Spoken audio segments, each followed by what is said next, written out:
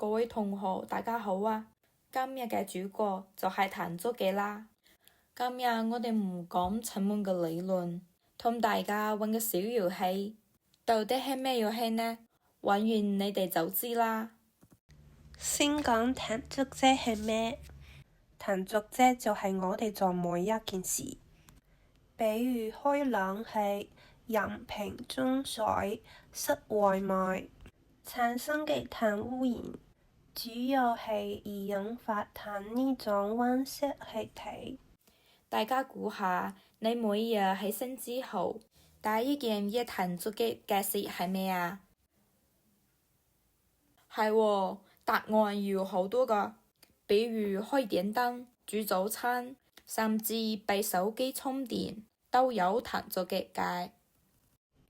依家嚟一起做個小遊戲吧，估下邊種嘅彈足機高。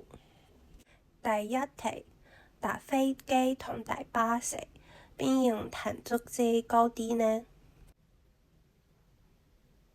係飛機啦，飛機燒油超多，彈足機係巴士嘅幾十倍。第二題，食牛油同食青菜，邊樣彈足機高啲呢？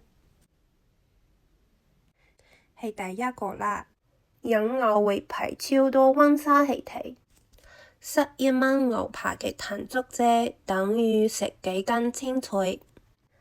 第三個問題，用膠帶同布袋，邊種彈足機低啲呢？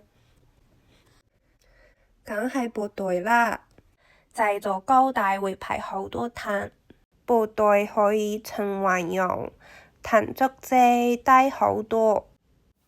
頭先玩完遊戲之後，可能有同學會好奇，彈足機真係有具體嘅數據咩？係點量測出嚟呀？其實彈足機就係一個跟住你哋生活記錄，你做嘅每一件事，就喺後面偷偷留個碳排放數字。比如一支水要用機器生產，要運輸同包裝，全部加埋就成咗佢嘅彈足機啦。同大家講一個一定有共鳴嘅例子，就係打機。你哋每日開機上網打排位，其實都會用到電，發電廠發電就會產生碳排放。所以大家諗下，每日打2個鐘機，一年落嚟就係150嘅彈足機㗎。我想問下大家，如果今日放學有3個選擇，行路、搭巴士、俾人車接，邊個彈足機最低啊？係喎，冇錯，行路。呢個例子想講嘅係彈足機唔係好複雜，係你每日細細個行動就理出嚟㗎。啱啱講咗生活點會惹彈足機，我再講一個大家都好鍾意嘅例子，食嘢。彈足機最高啲嘢食之一就係紅油啦，尤其係牛油，因為飲牛油用好多飼料、土地同水，而且牛仲排家園，呢個溫室氣體好強嘅。如果將食牛油、食雞油、食菜排咗，你會發現食菜係最低碳啦。所以我哋知分高碳同低碳，就可以喺生活中作出對環境友好嘅選擇。第一是少用一次過用品，其實唔難㗎。比如帶自己嘅水杯，冇好用一次過水杯啦。第二式，行路對推開車、搭巴士、踩單車，慳錢又減碳。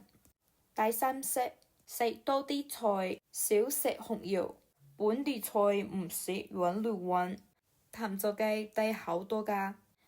第四式，慳用電，熄燈、抹擦梳頭，唔好等電器大機偷電啊！今日我哋玩咗遊戲，學咗彈足機係咩，仲識咗減碳方法添。彈足機唔係好深奧嘅事，就係我哋每日嘅價值。希望大家由今日開始熄一盞燈，帶個杯，攞個布袋，一齊做緊騰達人。多謝大家。